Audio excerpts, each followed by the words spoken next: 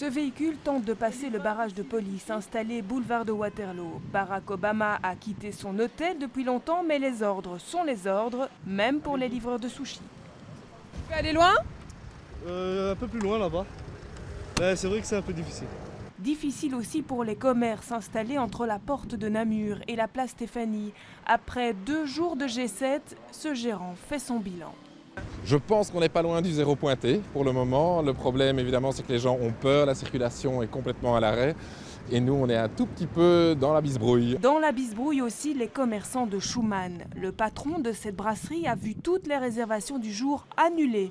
25 membres de son personnel se sont tournés les pouces aujourd'hui. La quantité de sommets a été certainement dédoublée. De 5 sommets, on est passé presque à 10 sommets par an.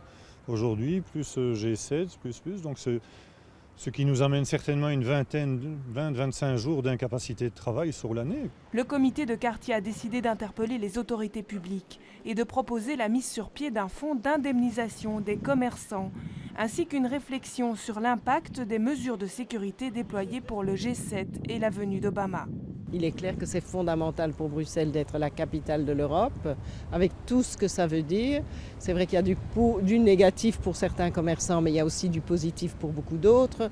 Je pense au réseau de taxis et ainsi de suite. Il faut essayer ensemble d'arriver à une formule où tout le monde peut se retrouver. Lorsque les premiers véhicules officiels quittent le quartier Schumann cet après-midi, habitants et commerçants n'espèrent qu'une chose, un peu de répit.